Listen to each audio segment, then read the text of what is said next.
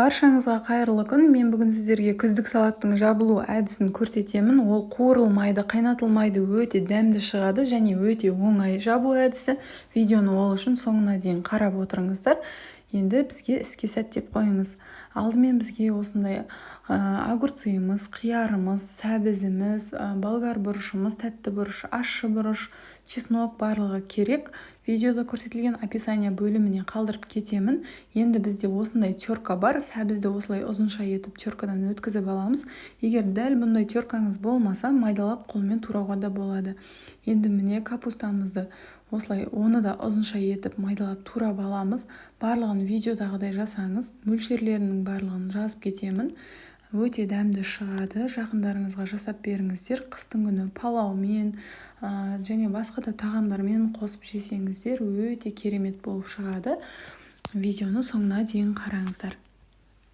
Осылай барлығын ұзынша етіп турап аламыз және бізге үлкендеу ыдыс керек. Үлкендеу ыдысқа барлығын саламыз. Жаңа үккіштен өткізілген сәбізімізді де салып аламыз. Барлығын салып, енді біз қиярымызды дөңгелектеп тураймыз. Егер сіздің қиярыңыз үлкендеу болса, оны жарты ортасынан бөліп, жартылай етіп те турауға болады. Осылай домалақ етіп барлығын турап аламыз. Қатты жіңішке емес, қатты қалың емес, орташа көлемде жасаймыз барлығын. Осылай барлығын дайындап аламыз. Енді жаңағы сәбізіміз бен орам жапырағымыз, яғни капустамыздың үстіне қиярды да саламыз.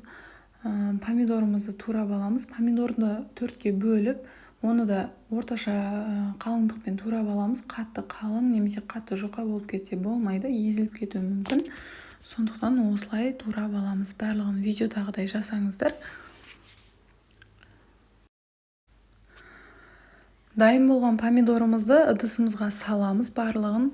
Және тәтті бұрышымызды да ұзынша етіп турап, одан кейін ащы бұрышымызды, бір бас чесногымызды және мен сельдерей қостым. Сельдерей ұнатпасаңыз, укроп, көкпияз қосуға болады. Осылай барлығын ұзынша етіп салып ыдысқа, пиязымызды да ортасынан бөліп, майдалап, жақсылап, жіңішке етіп турап аламыз.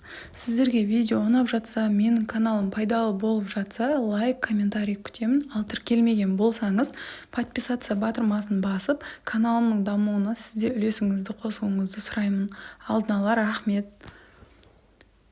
Міне осылай барлығын жіңішке етіп турап аламыз.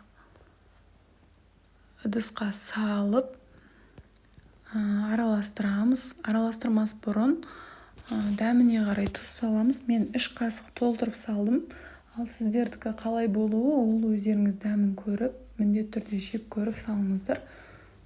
3 қасық тұз және 1 ас қасық қант және 4 аспирин салдым. Өйткені әр банкаға 1 аспириннен кету керек. Аспиринді алдын ала езіп алыңыздар.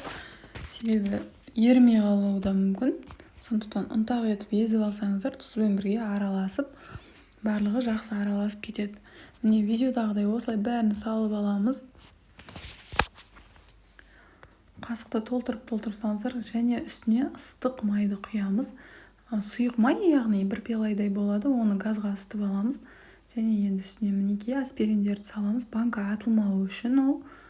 Өйткені біздікі свежий салат болғандықтан мұқият барлығын жақсылап араластырып, 1 сағатқа бетіне осылай тарелканы жауып, қақпағын жауып қойып қоямыз.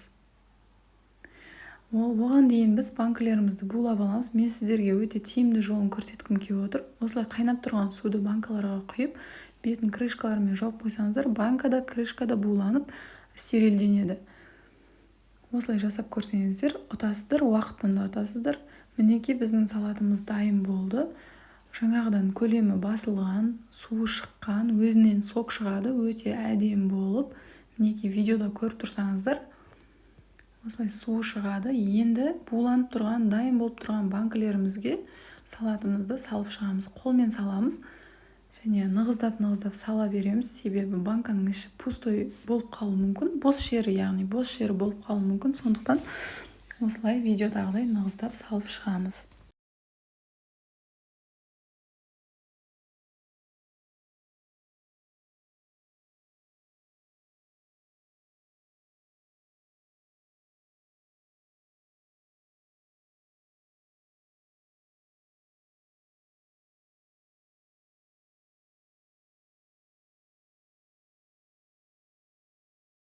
Салатымызды барлық банкаларға салып болғаннан кейін оған жаңағы түбінде қалған согын барлық банкаға бірдей мөлшерде құйып шығамыз. Өзінің согын өзіне құйғаннан кейін салаттың дәмі одан әрі дәмді болады. Және құйып болғаннан кейін арасын осылай қасықпен ашып, қақпақтарын барлығын жауып аламыз. Және енді үлкен кастрюльге осындай міндетті түрде шашық төсеңіздер, барлық банкаларды ішіне орналастырып, үстіне салқын су құямыз. Және суды толтырып құямыз, банканың аузына келетіндей етіп, және оны газға қоямыз. Қайнаған уақытын бастап есептеп, ровно 40 минут қайнатып аламыз. Міне біздің банкаларымыз дайын. Қайнақ судың ішінен алып, банкаларымыздың аузын қатты бұрап, жауып аламыз. Мінекей салатымыз дайын. Міндетті түрде жасап көріңіздер.